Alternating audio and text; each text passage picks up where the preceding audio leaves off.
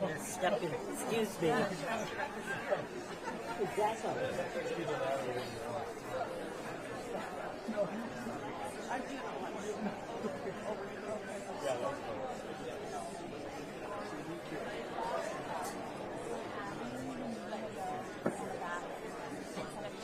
You have like cameras when I'm taking photos. It's good. The aspect is making sure you're not blocking you, the others.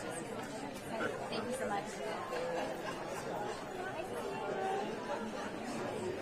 That's exactly the front.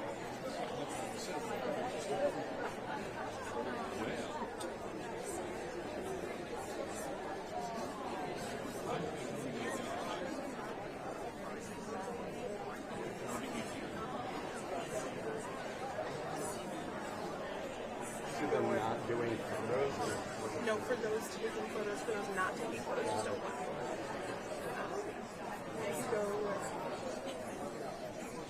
I'm just kind of curious why he's down there. But whatever. We got his camera.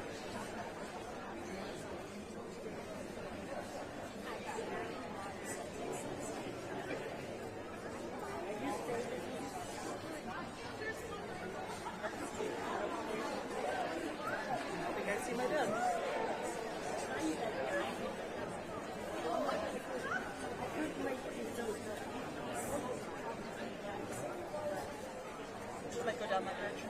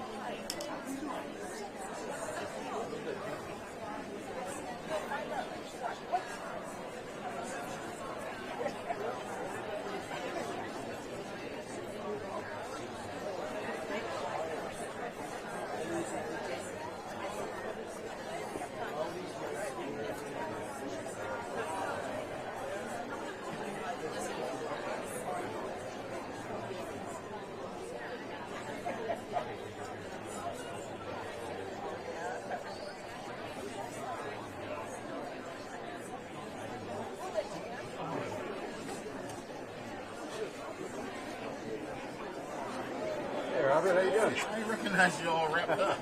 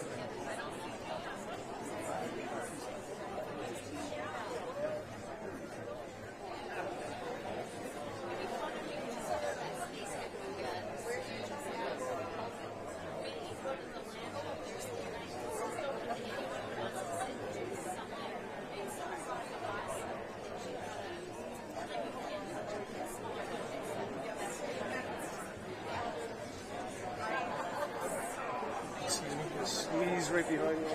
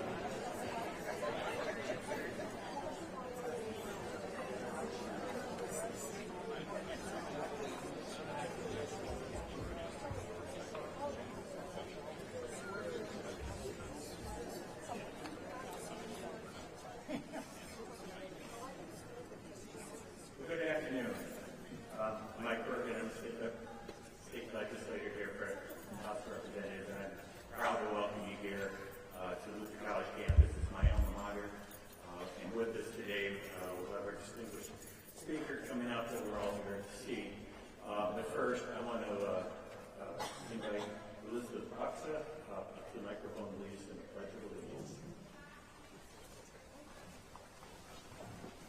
Please rise if you are able and join in the Pledge of Allegiance. I pledge allegiance to the flag of the United States of America and to the republic for which it stands, one nation, under God, indivisible, with liberty and justice for all.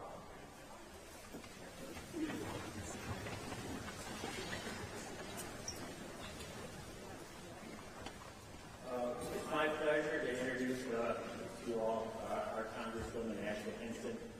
Ashley Hinson served in the Iowa House of Representatives. We came in together in 2017. Ashley Hinson was a leader in our House, and she served in our appropriations and transportation as committee chair. And she's taken that experience with her to D.C. to represent us there. She's now in her third term. Ashley has an extensive background as a reporter, working in KCRG TV, television media, and all of those experiences have given her a good position in knowing the Iowa that we all love and enjoy, and is in a position to represent us there. She's a mother, and with that takes passion for what we need for our youth, and I'm proud that she serves as our Congresswoman. And so with that, Ashley Hinson, if you want to come. Thank you. Well, good afternoon, everyone. Thank you so much for coming out today, and thank you to Luther College for hosting this event today. It's good to have a big enough space for a good crowd of Iowans out on this kind of dreary afternoon, but thank you for spending a little bit of time here with us. I am looking forward to hearing from you about the issues that matter to you and your families, and giving you a little bit of an update on what's happening in Washington, D.C. Some of you may be new to my town halls, but what typically happens, just for your awareness, I will give a few minutes of prepared remarks, and then I will get to questions, and I will take as many as I can in the time that we have while we're here. I don't filter those. We just wander around the room with mics, and I will take your questions in just a few minutes, but looking forward to hearing what's on your mind. Ensuring that I am transparent and accessible to you is a cornerstone of how I do my job, whether it's on the road for my 22-county tour, at in-person town halls like this one in the district. I've also done dozens of telephone town halls since I took office. It's important to me to connect with you and hear what's on your mind. I've already made 50 visits in the district, covering all 22 counties so far this term since January. And after this town hall today, I'll have held 45 in-person town halls since I took office. Again, I try to do one in every county every term, and I hope to be able to do that again this term in Congress. I want to start off by saying thank you for allowing me the opportunity to serve you and be your voice. About 800,000 Iowans I represent in Washington, D.C. It is truly the highest responsibility and honor of a lifetime to be able to do this job for you. And people often ask me why I did get into public service. I served with Mike for, as he said, 4 years in the Iowa legislature. Thank you, Representative Bergen, for your service as well. I know we share the passion for our great state and trying to make everyday life better for everybody. And so thank you so much for serving this community for so many years as well. I got into this because I am a mom. I have a 14 and 12-year-old. They were 3 and 5 when I first ran. So they've kind of grown up seeing some of the changes we've been able to make. Max and Jackson, my husband and I, Matt and I have been married for almost 17 years this year. It goes fast. And boy, I tell you, we have a 14-year-old and we're about to enter summer break. So if you've ever seen a 14-year-old boy eat, it's pretty impressive right now what we're going through. So all of you facing the grocery bills, if you have sons or grandsons, I'm sure you can certainly relate to that. I think it's important to note that when we look at last year and what happened with the election, I think Americans overwhelmingly rejected the status quo for the country. We were seeing an open border, high inflation. We were seeing hardworking men and women in Iowa and our country feel like their voices were not heard.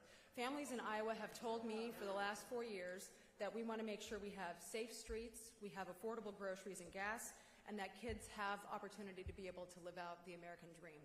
And that is what President Trump is delivering for us. And the president is, I believe, fighting for you and fighting for me and fighting alongside of him.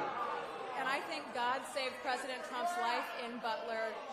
I think he saved his life in Butler, Pennsylvania for a reason. I think that he is helping us to save and redirect the future of our country. He is helping deport criminal illegal aliens rather than letting them roam our streets freely. He is ending the abuses of taxpayer dollars rather than treating your money like monopoly money. And he's unleashing American energy to help drive those costs down. I think Memorial Day gas was adjusted for inflation the lowest it's been in decades, so we should thank his policies for that. And he is protecting us, women and girls, instead of trying to erase us. Under President Biden, they were trying to call us birthing people. I don't think that's the right term. We are not birthing people. We are mothers. And I am a mom fighting for other moms across the country, and I think this is too important of a fight to back down on, and so I will continue to stand up for our girls and our women. Iowa is a model for the rest of the nation, thanks to the leadership of our great legislators and our Governor, Kim Reynolds. Our state has prioritized education and parental involvement. They have lowered taxes for hardworking families, ensuring our communities are safe. We are blessed by her leadership, and I am blessed to call her a friend as well. And I've made it my goal to make sure that Washington, D.C. can run a whole lot more like the great state of Iowa. Iowa common sense. My commitment to accessibility and transparency will continue to guide me as your representative every day. I remember the night before the president was sworn in, and he said we're not going to waste a moment delivering on the promises that we made to the American people. And I think he wasn't kidding. It's been very busy the past few months, and in just a short time of having him back in the White House, he has demonstrated what it means to be accessible and to do exactly what you said you would do. My colleagues and I are working alongside the president to undo all of the damage done during the Biden years, and we are fast-tracking America's path to a new golden age. So the president, alongside Congress, has truly hit the ground running, and a few of our accomplishments so far include passing legislation to protect girls' sports. I was proud to join the president at the White House when he signed an executive order to do exactly that. President Trump took decisive action to secure our border and start deporting criminal illegal aliens, making our border the most secure that it has been in more than 20 years. Back in March, I think these numbers are important because they tell the true story here. Border Patrol encountered just over 7,100 illegal immigrants at the southern border. That is a 95% decrease from the year before, and a 97% decrease from March of 2022. This marked the lowest levels recorded since the fiscal year 2000. I think that's remarkable. We did not need new legislation. We just needed a new president who was going to enforce the laws on the books. Congress also passed the Laken Riley Act, which ensures that illegal immigrants detained that are accused of serious crimes are actually kept detained. This bill included Sarah's Law. It was a bill that was championed by our Senator, Joni Ernst, to prevent violent offenders from being able to walk free.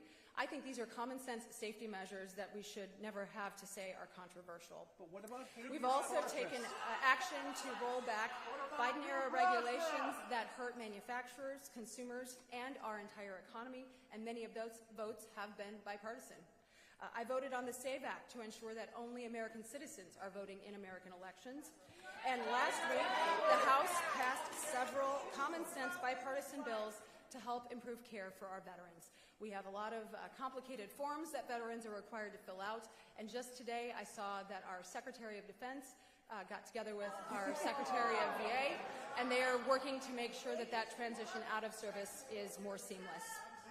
I've also continued my bipartisan work for the people of Iowa by introducing legislation to move agency headquarters out of Washington, D.C., and closer to the people that they serve. Through my bipartisan SWAMP Act, I introduced that with Representative Jared Golden of Maine. We're working to improve transparency at the Small Business Administration to ensure that small business owners have a clear picture of disaster relief assistance through my SBA Transparency Act with Senator Tim Scott. And I've reintroduced bipartisan, bicameral legislation with several of my colleagues to work on important issues like onshoring our food supply chain, boosting domestic manufacturing, and ensuring that the CCP does not control any elements of our food supply chain. Food security is national security. I was also proud to vote for President Trump's One Big Beautiful Bill last week. This is a generational investment. This is a general investment. This is your time. Okay, so I'm here to clear up a lot of the misinformation that's out there today, because this bill is about securing our borders. This bill is about providing continued tax relief for working Americans and returning our country to prosperity. This bill is promises made, promises kept in action, and Iowans overwhelmingly voted for President Trump's America First agenda, ending illegal immigration, preventing dangerous criminals and drugs from entering our communities, cutting wasteful spending, and unleashing American energy. When Democrats were in the majority, they passed laws to make you report transactions of $600 through Venmo and wanted to then hire 87,000 more IRS agents to come after you. I think that's wrong. They added trillions of dollars of new spending that drove up inflation, and that is a tax on every single American. Now that we have the majority, we are working to provide tax relief for working Americans. And my colleagues on the other side of the aisle will continue lying about this package being a tax cut for the wealthy. But did you know that the top tax rate for top earners, was not changed in this bill? We wanted to target that tax relief to those who need it the most, the middle class. So what we did change was to add provisions like no tax on tips and no tax on overtime, as well as an enhanced child tax credit. Social Security programs cannot be touched through the reconciliation process. There's a lot of misinformation out there about that. But we did add tax relief for seniors through a deduction of additional $4,000 from taxes if they make less than $75,000 or $150,000 filing jointly, and that number ratchets if you make more than that. So we also made small business tax relief permanent and will prevent the death tax from hitting small family farms in Iowa. I think this bill is promises made, promises kept. And again, there is a lot of misinformation out there. If you haven't read the bill, please do, because it's 1,100 pages and it extends the tax cuts of 2017 and provides the relief to Iowans. To put it in perspective, the average taxpayer in Iowa's 2nd District would see a 25% tax hike if these tax cuts are not extended in this bill. A family of 4 making $69,384, which is the median income in this district, would see a tax increase of $1,358 if the Trump tax cuts are allowed to expire. This is worth about 7 weeks of groceries to a typical family of 4. So simply put, anyone who voted no on this bill also voted to allow your taxes to go up.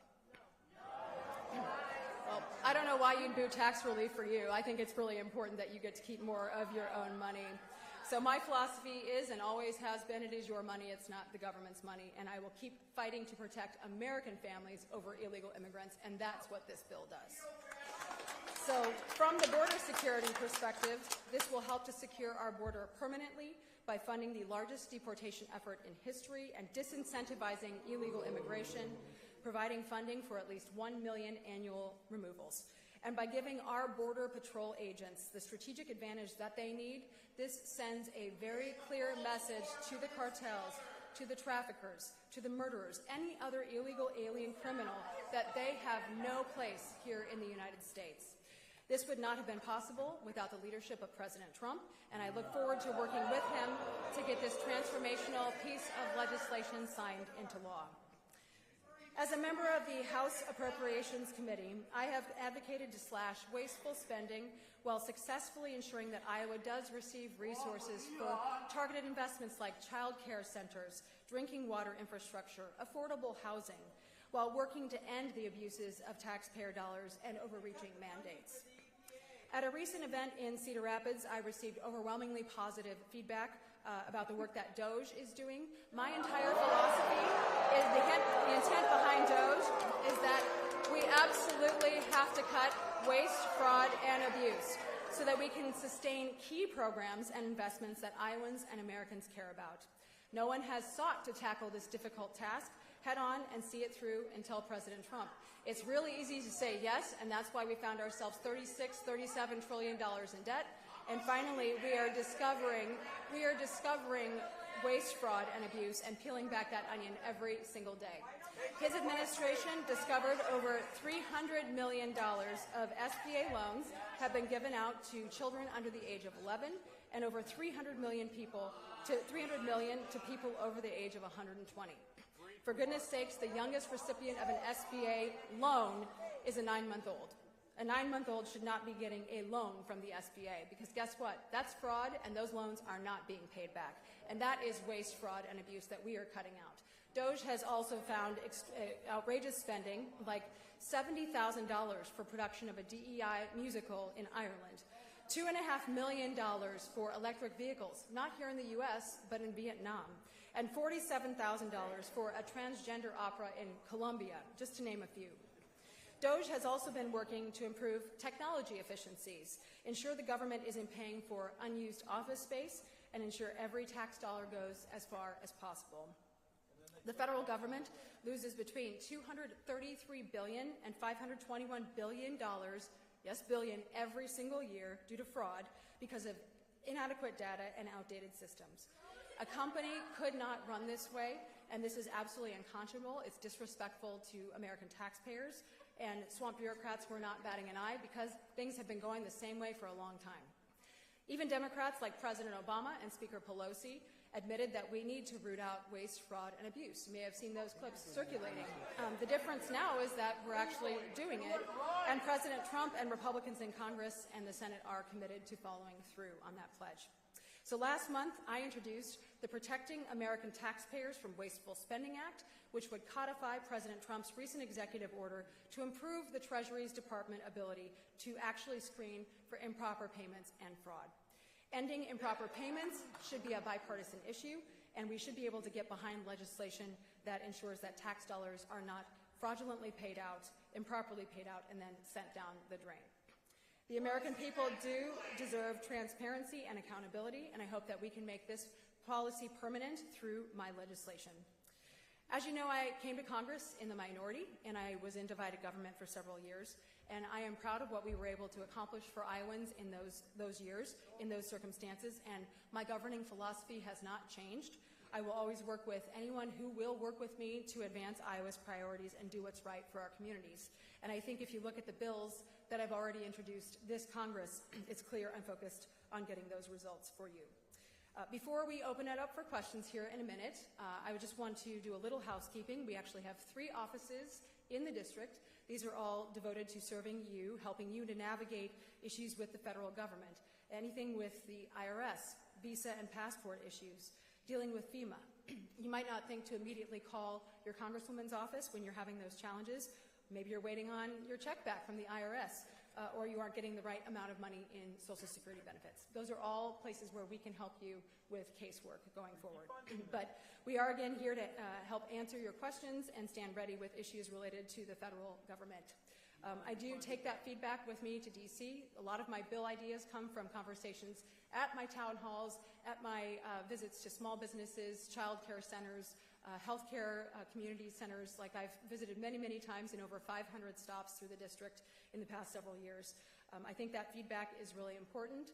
We need to get out in our districts and hear directly from you, which is exactly what I've done since I took office. And I will continue to travel to every corner of the district to do just that. So how we're going to do this for questions, and thank you for all being here today. Please, I'm just going to my 2 staff have microphones, so they have wireless mics. We're going to wander through the auditorium here. I don't screen questions ahead of time, so just raise your hand, and we'll get to as many as we can in the time we have.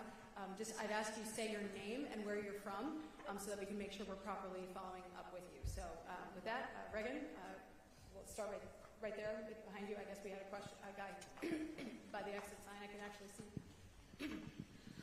President Bill Clinton boldly and say your name, Ben Ellison, formerly of Washington, D.C., now of Dyersville, Iowa.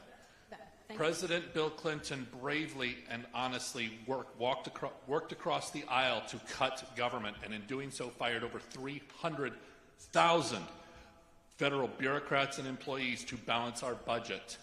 What can be done to cut the government? Because after 9/11, it got big, wide, and large, and is the largest employer in the world before adding the Department of Defense. Well, I think that's a very good question. I think the core bent of what we're trying to work on right now is exactly that. It's figuring out when we're on an unsustainable path, what do we need to do, right, to right the ship. I don't think it's something that can be done overnight, but certainly there are a number of proposals that we're working on to try to do exactly that. I mentioned in my opening remarks about the unused office space. There are tons of square footage that is currently sitting empty. Buildings that the federal government owns. We actually had a hearing in our Financial Services General Government Appropriations Committee that I sit on to talk about what can we do? Can we put these things on the market? How can we sell off properties that the government's not using that are currently wasteful? We are taking a look at departments and what they actually need and what are essential services that we should be staffing. And that's true of the military as well. I think we need to make sure we're staying core to mission, which is delivering for the taxpayer, keeping our country safe, and delivering for the taxpayer in the same process. The status quo just is not working for our country in terms of the waste that we have in government. And I said this in my opening remarks too. The reason we're in this position is because people haven't had the guts to say no to things, and some things are just not the role of the federal government to do. Some things belong at the state level, the local level, or in the nonprofit sector, and that's exactly what we're kind of trying to do in terms of the deeper dive and peeling back the layers of the onion that we're looking at right now. And again, thanks to President Trump for leading this charge, and to our Congress again is committed. Congress is committed to making sure that we're right-sizing these government agencies that saw, in many cases, 30% increases during COVID. We've got to reel it in. Thank you, Ben. Thank you. Yep, Steve Peterson, Decorah. I'm concerned about a lot of things, but one of the things I'm really concerned about is the corruption in Washington. And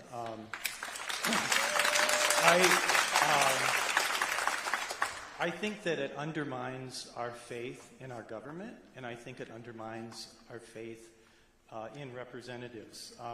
In particular, I'm thinking about the $400 million jet that was given to Mr. Trump. I'm thinking about the meme coins and the dinner at the White House. I'm thinking about the Liberty Fund and the Ponzi scheme and the billions of dollars that are coming into there. So there's lots of reasons why somebody like you might be silent. You might be scared to say something. You might actually like to see the corruption. I know there are some that are making a lot of money from it. Or you might not care about it. Could you help me understand why you are silent about this corruption? Thank you for your question. I think it's really unfair to imply that I like to see corruption in Washington, D.C. I reject that premise wholeheartedly. I am here answering your questions in public because I care about transparency. Just a minute, I'm going to answer your question. I care about transparency and accessibility and doing things the right way. I was actually just named to the House Ethics Committee because I do things the right way. That is a committee that is evenly balanced. It's Republicans and Democrats 5 and 5, and we have to, in many cases, look at very serious allegations against our colleagues and police them from doing the right things. I'm answering your question. Steve, I'm answering your question. You may not like my answer, and if that's the case, then that's your right to not like my answer, but I'm answering your question. So one of the things that I did to lead by example here, so that my constituents know that the decisions that I am making, because I am accountable to all of you. Many of you probably didn't vote for me, some of you probably did. What I think is important is leading by example. And so when I was named to the House Appropriations Committee, for example, I want to make sure you know that any decision that I make, any funding request I make, is not something I'm going to get a kickback on. So my husband and I actually sold all of our publicly traded stocks. I'm not making stock trades to make money while I'm in Congress. I'm not doing any of that stuff. The other thing I think is important is following the rules. And so when you look at what happened with that claim, everything was followed ethically. It was given to the Department of Defense. And what I think is important to note in this bigger conversation is there is going to be a look at make sure that plane is safe for us to use. Ultimately, that's my biggest concern with any sort of plane like that. If it's received from a foreign entity, we need to make sure the rules were followed and that there are no spy materials available on the plane. And so we're going to be making sure that that happens because the last thing we need, no matter who is the president, is a president flying around in a plane with spy materials aboard. So everything was followed ethically, and I'm here answering your questions today. So I am not afraid to answer your questions. Reagan. Hi, good afternoon. My name is Jennifer Riley from New Hampton, Iowa. Thank you for being here, and I hope you're hearing what people are saying here. I have several concerns, followed by a question, and I promise to talk fast, okay? Okay, so there's been over 1,500 presidential pardons so far, so these victims will never have resolution. A lot of the victims will never have resolution to the crimes that were committed against them, including the U.S. citizens. There's been over 152 executive orders. Some of these should have been managed by Congress, and they weren't, and some of them are very frivolous, unenforceable. The last 3 speeches our president's given in the Mideast for West Point graduates and for Memorial Day, I don't even understand what he was talking about half of the time. I'm worried about the financial stability of not only myself, but this whole country as a whole. The relationships with our allies, I almost wonder if we're getting on a need-to-know basis from some of our allies, because I don't know, this president's gone against a lot of our allies. He's gone for a lot of our adversarial nations. Our cabinet, sometimes I wonder if some of these members even know what the job entails by their actions and their words. And then the decorum of the president, I wouldn't want him to be a role model for my child. And finally, I'll end this with a short question. I would like you to explain for those that are unaware, what is the process for becoming a legal citizen of this country? What are the steps? How people go about doing this? How much money it costs, et cetera, et cetera. There are a lot of people that have been deported that are legally in this country, and that concerns me. I think most of us are immigrants or have immigrant families in this country, and that's very important. And I think there's a lot of misinformation about that, and I think that everybody, if they're in the country legally, should have the opportunity to proceed with that. I know that process is long, and it's not cheap, and I'd like you to comment on that a little bit. Yeah. Well, thank you, Jennifer, for the question specifically, because my sister is married to an immigrant, and so is my cousin. So I do believe in legal immigration to this country. My family supports legal immigration to this country, and it is too long of a process, and it's very onerous and very expensive. It depends a lot on where you're coming from, what country you came in, what visa you were on to come here the first time. If you look at, there's actually a flow chart, I think, that was published, and my team can follow up with that to show all the different, I don't know if you want to call it pipelines that you'd have to kind of like wander through to become a citizen, but it is very, very convoluted, and I think we do need to take a look at the legal immigration system. Our first step was, though, securing the border. I think that was absolutely critical, because Congress was not in a place to have a conversation about legal immigration reform until we stopped illegal immigration and the onslaught we were seeing at our southern border. And I, again, think that that was priority number 1 that I heard in the last election cycle as I was out on the road. People cared about making sure we had a secure border, and so I thank President Trump for his work to make sure that happened in the last couple of months.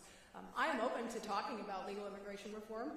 The environment got pretty toxic around the southern border, as you can imagine, because people didn't like having a wide open border with millions upon millions of illegal immigrants coming into our country. As I mentioned in my opening remarks, when you look at those border crossing numbers, they've gone way down, but you know what else has gone way down? The number of interdictions at our southern border, because the cartels are now trying to figure out ways around the southern border. I had a question at my last town hall about the Coast Guard and what they're now having to do, because these cartels, because of our southern border being closed, they're now trying to get around and find new ways to get that product and trafficking people into our country too. So those are all problems that are associated with illegal immigration, and now that we've kind of started to tackle that and the deportation side, I think we do need to look at the legal immigration process and why it is so complicated. Iowa relies a lot on guest worker programs, so we have a number of visa programs for people who want to come here and work. They maybe don't necessarily want to become a citizen right away, or they might eventually want to become a citizen, but we do know that those programs work. So I've worked with many of my colleagues already on both sides of the aisle. Appropriations has already tried to tackle this in committee to try to take a look at the funding mechanisms for the processing of those visas and those workforce visas. So those are a couple of the areas that I think we do need to absolutely tackle. But again, priority number 1 had to be securing the southern border. Okay. Roy? Trump let cartel members in. My name is Gavin. I'm from the Dubuque area. And I just wanted to talk about how you've said a lot about reigniting the American dream. And I can say, beyond a shadow of a doubt, the Tax Cuts and Jobs Act has helped me and my wife put a down payment on a home. And it's very important for the work you're doing with the Tax Cuts and Jobs Act. So I wanted to, number one, say I appreciate that. And number two, ask any more questions about how you're trying to spark young families to get homes. Well, thank you, Gavin. I appreciate you coming, number one, all the way over from Dubuque. I think it is really, really important that young families have the ability to keep, number one, again, it's your money, it's not the government's money, right? And so the more of that we can put back in your own pocket, I think, is a catalyst for the economy. And, you know, the number I mentioned, and we do have these forms if anybody wants one on the way out. We have some printouts that show, number one, the tax rates as they are today and what would happen to them if we don't pass this bill and extend those. But number two, as I mentioned, the average family income and what you're going to face in a tax increase, I just don't want to see that happen. And so I think that's really, really important. The other thing I think is important is igniting our small rural communities, because providing that opportunity for Iowans to stay in rural communities will help people to have more prosperity and keep rural America alive. So you talk about the 199A provisions of the bill, which that's about small business tax cuts and the certainty that exists there, so that, as you mentioned, you having more of your money allowed you to buy a house. For a small business, it may be the thing that allows them to create a job, provide additional benefits for their employees, or reinvest in their business and grow and expand. So those are some of the provisions that I think are really, really important and can help young people like you be able to continue to live that American dream.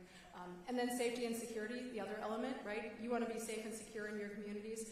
That's what this bill really focuses on. It focuses on that fundamentally by incentivizing our law enforcement officers with pay increases and bonuses that they need. Our law enforcement, we have some here today, so I'd like to thank them for being here. But you know, it's a very, very tough job, and it it has uncertainty associated with it. And people are putting their lives on the line every day. We need to make sure that they're well paid and have a good job to come to. So thank you, Gavin, for asking the question and for coming today. Appreciate it. Thank you. Okay, ready? Hi, my name's Kathy Mossman. I'm from Claremont, Iowa, and I am a Democrat. And I have a story. My friend and colleague is a Republican. It has kept our relationship exciting, to say the least, because obviously I did not want Trump in, because I call him a trumpet, and I'm not a trumpet. So I was glad Reynolds retired. Now I hope we get a Democrat in there. So people like myself could use the marijuana for my paralyzed legs and my whole body to make it feel better in the long run. I need those kind of drugs that will help me survive living like this for the rest of my life. That's why I want a Democrat back in somewhere like Minnesota has. That's what you, okay. So, well, Kathy, thank you so much for being here. And like you, I'll just share my mother's best friend is Democrat too, and their conversations are pretty interesting right now as well, as you can imagine. So I think the most important thing is that you are able to remain friends and have those conversations in a civilized manner, even if you do disagree. So I think that is really important. So thank you for maintaining that friendship and keeping that conversation alive. I think what's really important around the conversation around medical marijuana is making sure that it's for medical use. Iowa does have a program. I know we worked on it when I was in the state legislature. I think there have been some changes to it since I last reviewed that policy and looked at it. My concern with free-for-alls around marijuana are that there are no tests right now for sobriety for marijuana. Unlike alcohol, where if you get in a car and you hurt or kill someone while you're driving drunk, you can immediately be tested for how intoxicated you are. As of right now, I don't think there is the same test for marijuana, which I think could be helpful in making sure law enforcement could properly assess whether somebody did break the law or not. And unfortunately, those two things sometimes collide with the healthcare space as well. So what I do think is important is that we do have a robust medical marijuana program, which we do here in Iowa. My own aunt has had multiple myeloma. It's been several years ago since she passed away, but she also took medical marijuana because she had that cancer, and it was the thing that allowed her to be able to eat and stay alive long enough to fight as long as she did. She lived 16 years with multiple myeloma blood cancer. So I understand how important having that access to something that can make you feel better is, and we'll happily take a look at it as long as we can make sure the science backs it up on the legal arguments. Roy?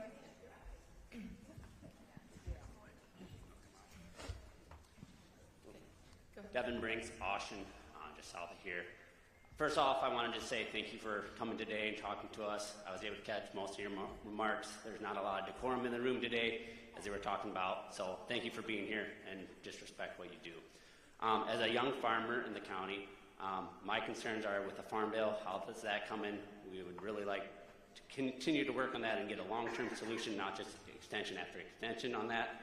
And then also more of a long-term solution with both E15, which has been extended for a waiver now again. I think it's the 6th time it's been a waiver instead of actual Congress doing something on that, so it'd be nice if Congress would take that up. And I know you've been a huge champion of the EATS Act, and just wondering how that's coming and where that's at this time around. Yep. Thank you so much for making the drive. You tackled some very important issues. Let's start with E15. I do think it's ridiculous that we have to get a waiver and go through that process every single year. This is a fuel, obviously additive, that's blended. A lot of it's taken down to Texas, blended in with fuel, and then sold around the country. And they grant the waiver every single year, so it should be permanent in my mind. I know President Trump has signaled that he supports the policy. We've actually introduced a piece of legislation in the House that would make it permanent.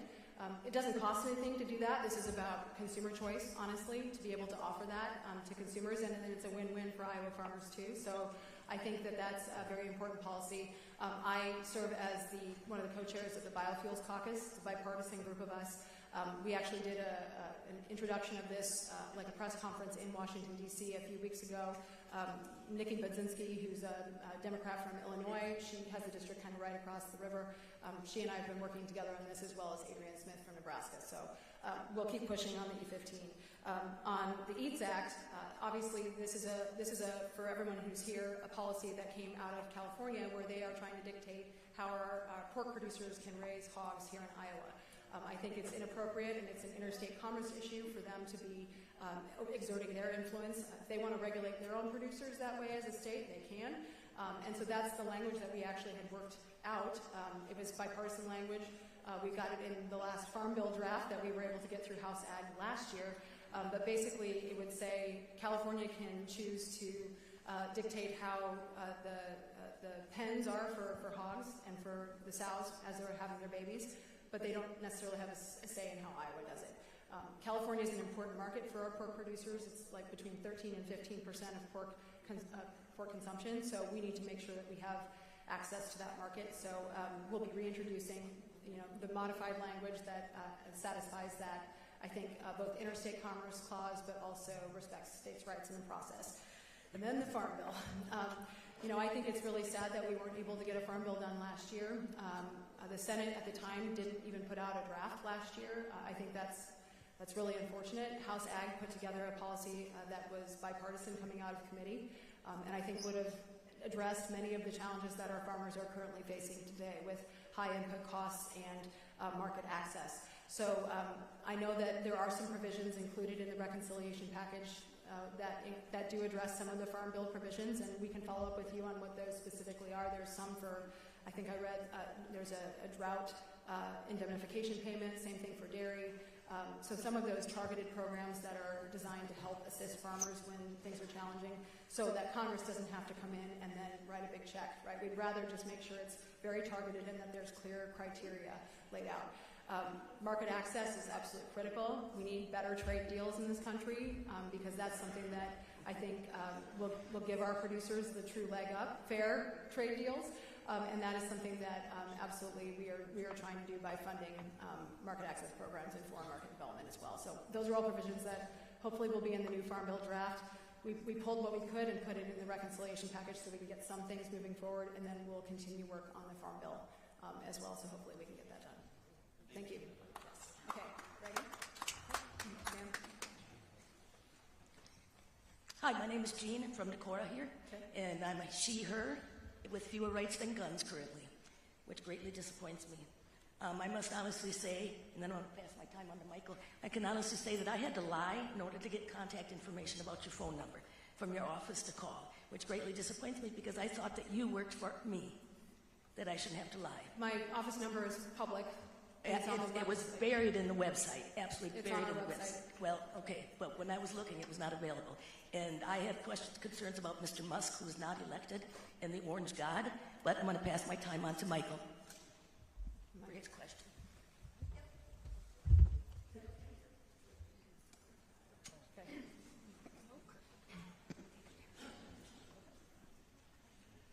Hi, thank you, Representative Hinson. I'm Pastor Mike Wilker, and last summer you remember me at the smaller town hall talking about our congregation. I'm the pastor at First Lutheran Church here in Decorah, and our congregation has an almost 50-year history of supporting allies of U.S. veterans who served with us, like in the Vietnam War. This is a wall hanging done by a Hmong family and given to our congregation in honor of our cooperation with them and helping them resettle. And last summer I raised with you the issue of Afghan allies and asked you to join Representative Miller Meeks and Representative Nunn in supporting the Afghan Adjustment Act. But since then, President Trump has stopped all refugee resettlement and has revoked the temporary protective status of thousands of Afghan allies, 900 here in Iowa.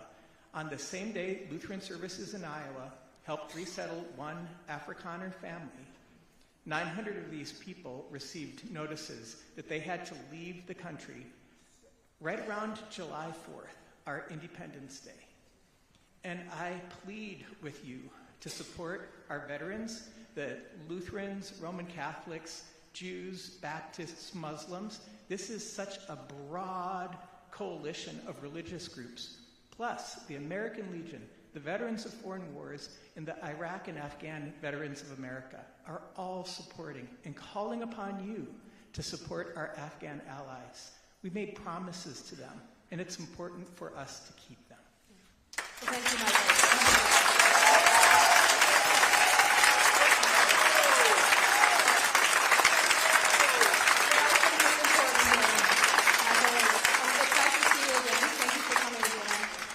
There are different kinds of protected status and visa coverages, right? And so when you look at what the president's decision was here, it was specific to the TPS versus the ones that are granted. You talk about our allies.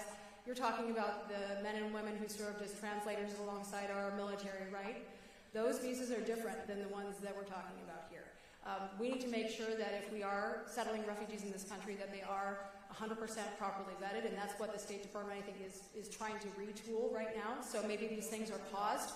But I do think we have a long history in this country of welcoming refugees, and we want to do that in the right way. I 100% support making sure we take a look at that so that we're properly screening people when they come in. We can't just have a blank slate because that is unsafe for Americans. We need to make sure that people who are coming here are properly vetted. So that's going to be my filter as I look at all these policies coming out, changes at the State Department, changes to visa programs, changes to student visa programs, changes to refugee programs. Everything needs to be at the root about safety and making sure we know who is coming in and that they are who they say they are. At the same time, standing with the people who, again, stood alongside our men and women as they fought in Afghanistan in those dangerous fields of war as well. So that's going to be my approach to the refugee programs going forward. Roy? Right there. Hi, Rob from Cedar Rapids. Just want to say thank you for coming here. I know a lot of folks aren't doing town halls right now across the country, but appreciate you being accessible to your district. And I was just talking to a friend. He's working full-time. He's having to pick up overtime shifts. Hopefully that won't be taxed as much anymore. But, you know, he and his wife is working full-time too. He's got 3 kids. And I know that if the Tax Cuts and Jobs Act were to expire, the average family would see an increase of around $2,000 here in Iowa.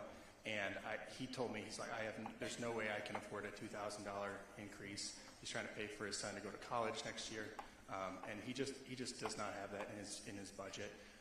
And with that being said, I know that it's now in the Senate's hands, but I know that there's concerns or even debate on whether or not that might come back to the U.S. House. And so I guess if that were to happen, maybe you can tell me about where we're at with that process, but if it were to come back to you, can we have your support that you will vote on it once again, as well as keeping the spending low so we can keep these tax cuts in place? Thank you, Rob. I think the most important thing is we'll obviously see what the Senate's going to make changes as they have the right to do. We have a bicameral process for a reason, so that they can come in and put their mark on it if they so choose. But I think the House passed the bill that we could get out with 218-ish votes, right? Because we have a narrow majority with a lot of differing viewpoints in the House of Representatives. So our Speaker started these conversations, obviously, very early on to get people to a point where we had enough consensus to advance the bill. There are provisions in the bill that I'm not a fan of, right? I don't agree that we should be subsidizing tax cuts in blue states, right? Because we've got the salt cap increase that is very, very expensive portion of this bill that I don't necessarily agree with 100%. I think their state legislatures should be more responsible so that their tax burden is lower on their constituents. That's a whole other conversation. But so where we are in the bill right now, it is moving through the process. We passed it last Thursday morning, and then it will go through all committees. They have a separate instruction in the Senate. As long as we have marked our bills to meet the Senate instruction as well. Reconciliation is a very wonky, rule-ridden process, and it has to be done exactly by those instructions, or provisions can be thrown out. Right now it's going through that process. Senators are having their discussions about what they like and don't like in the bill, and then we'll, of course, reassess as we would with any piece of legislation as soon as it comes back from the House. But I will tell you this, that it is of the utmost importance, I think, to make sure we do preserve the current status quo. Otherwise, those tax cuts will expire, and that will be a tax increase on all islands and all Americans, and I just don't want to see that happen. So I'll continue to work every day to make sure you can keep more of your own money. Thanks, Bob.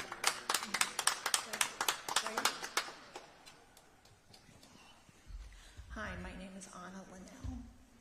I'm here from Decorah. I am another American who has a disability, although mine is not as visible as, say, yours is. I live on Social Security. I get Medicare, Medicaid, SNAP benefits. I've had to take a part-time job, and I don't know how I'm going to manage all of that. Can you tell me that Medicare and Medicaid will not be cut? Can you tell me? Let me explain the changes that we are actually making, because I think, to your point, if you're on disability, are you SSDI? Yes. Okay, so you're disabled. Anyone who is medically frail is explicitly exempted in our legislation. That is you. Caretakers of those who are disabled, they are also exempted from that work requirement. And again, there's a lot of misinformation out there around this bill and what the changes are to Medicaid specifically. This does not touch Medicare at all. This bill, with the Medicaid changes, specifically focused on taking off duplicate enrollment. We've got a lot of people who are enrolled in 2 states. We shouldn't be funding dual state enrollment. We did have 1.4 million illegal immigrants also receiving care through Medicaid. We can't keep funding that, and we need to make sure that the benefits are there for people like you. SNAP, for example, I'll address SNAP too. States right now are not incentivized to do better with these programs. There's a lot of erroneous payments. I think the number we had was like $13 billion in erroneous payments. We need to make sure that program exists for people who need it. So again, some of the changes, any parents who are pregnant, disabled, taking care of a disabled child or an aging parent in school at least half of the time, participating in an alcohol or drug treatment program, those people are exempt from the work requirements, which again are like 20 hours a week. You have to try to have a part-time job or show you're looking for work or volunteer in your community. So those are the changes that we have made to Medicaid, because it is about making sure that these programs do exist for people like you who actually need them, are disabled, and require that assistance from the government. So that is what we are working to preserve by getting rid of the waste, fraud, and abuse in these programs. Okay, I've got to move on because I'm trying to get as many questions in. Go ahead, Roy. We have another question right here. Oh, right, go ahead. Oh, thanks for stepping out. Thanks. And name and where you're from, please. My name is Jody Enos-Burlong, and I'm from Ridgeway, Iowa. And I first want to just thank you for being here. It does take courage these days to show up in a town hall, regardless of position or party. I'm also here for the same reason that you are, because I'm a mom, and a farmer, and a scientist, and an educator, and someone who's currently devoted to soil and water resources in Iowa. And I want to focus my question on, so I want to honor transparency and not wanting misinformation. So I'll preface it with that, and then focus on what my understanding is of a congressional member's position in terms of jobs. Control of the purse. I just heard you share that in Elkader, actually. I was down there too. Tariffs are responsibility of Congress, and establishing and shutting down of federal agencies. So in the last few months, entire agencies have been dismantled. So USAID is probably the most striking example. People are already dying because of that. Catholic relief agencies, which were a major mechanism for that support, have just been, so many are done. In the budget, there's an $800 million cut to NRCS conservation, technical assistance for farmers. NIH and NSF have been slashed. And by slashed, I mean 40%. This is not a reduction in force. This is a destruction in force.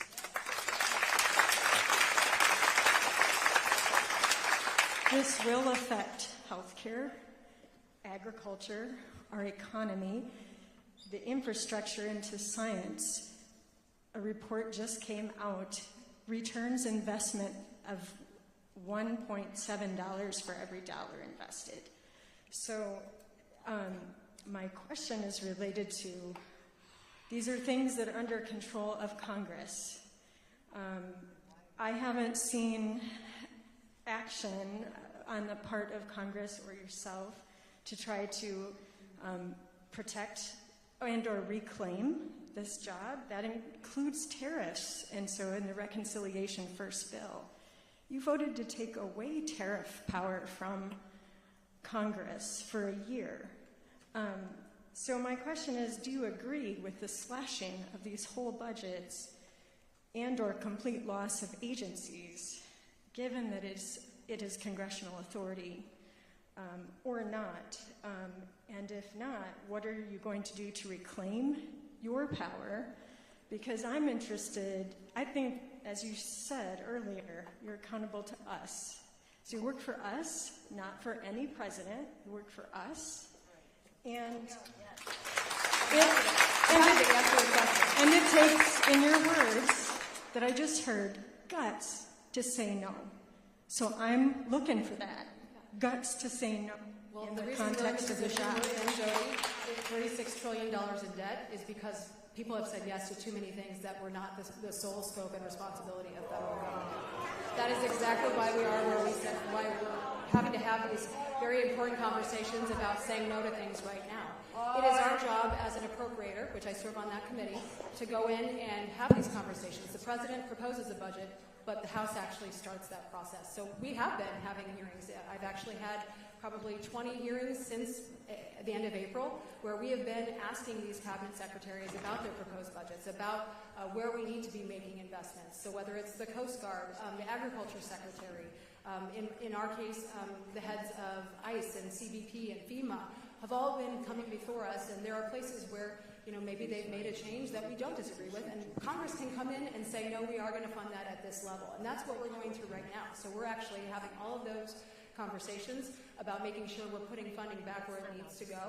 As we've been peeling away these layers of the onion, we have discovered many things that were very, very wasteful. I gave some of those examples in my opening comments about DEI operas and electric vehicles in other countries.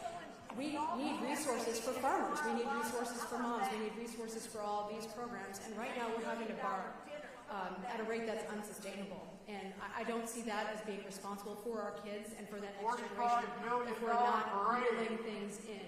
And so that's really where our focus is over these next couple of months, is making sure we're going through with the fine-tooth comb, funding things that need to be funded, cutting things that need to be cut, and right-sizing these agencies. You mentioned NIH. I just saw one very important grant be awarded to the University of Iowa for a cardiac research project that's 7 years long. There are dollars still flowing to our universities, and we absolutely need to be making those investments. We need to be making the right investments, and what we've seen also out of many of these dollars is that they're not, and you heard me talk about this at our last town hall if you were there too, the administrative costs that some of these universities are taking or institutions are taking, in some cases is up to 80%, and if only 20% of a grant is flowing to the researcher, I think that's not a good use of taxpayer dollars. NIH has 27 different centers around the country, 27 different CIOs, and 700 different IT systems. That is just not an efficient way to do business, so going in and retooling that, it may take less people to run an agency, or it may be housed in a different agency. That's what I care about, is if we're actually executing on the priorities for the American people. I don't care what agency name is at the top. Pell Grants, for example, under the Department of Ed, I don't care who administers it. I want to make sure Pell Grants still exist, and I want to make sure they're still funded and there's flexibility around Pell Grants. So that's what we are going to be doing as appropriators in the next couple months. Look for markups to start in June. They just released our markup schedule for our bills for Appropriations Committee, and then we're hopeful we'll have them on the House floor sometime in July. So that's the process for appropriations. So, okay, go ahead, Reagan. My name is Alan Ellickson from Decorah. President Trump and his cabinet, in addition to being totally unqualified and inept, are breaking laws by ignoring federal judges' orders. The checks and balances of our government includes Congress's responsibility to hold the executive branch accountable. My question for you is, when are you going to do the responsibility that you were elected for by holding the executive branch accountable up to and including impeachment? Well, judges need to follow the law, and I don't think this country needs another impeachment charade. That's what we saw in the last Congress, and I'm going to bet on that for a reason. Judges need to follow the law as well, and what I think is important about the bill we just passed is we have a number of judges who have been activist judges and going beyond the scope of their district courts. And if you look at the laws that are on the books and Congress's role there, judges need to be following federal civil procedure. So our bill includes a provision that would make sure that they follow things like Rule number 65, which is what we've seen egregious abuses of by some of these judges recently. We have a bill called the Road Rulings Act, which would help to again, reel this in.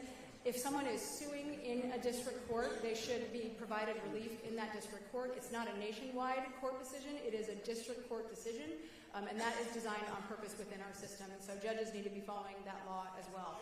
As far as the checks and balances, Congress is executing its right to do that. We are using what's called the Congressional Review Act authority.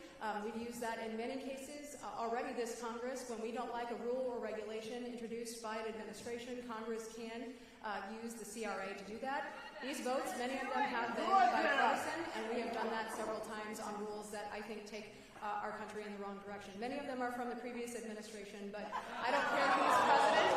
I'm willing to work with anyone to again make sure that we're respecting American citizens again. And 77 million Americans voted to make sure we are advancing these priorities. So thank you again for coming. We are out of time because I've got to get going to another stop in the district. But thank you so much for allowing me the opportunity to come and answer your questions here today. It's my honor to serve you. If you have questions going forward, our number is on our website. You can also subscribe to our newsletter at hinson.house.gov. Thank you so much.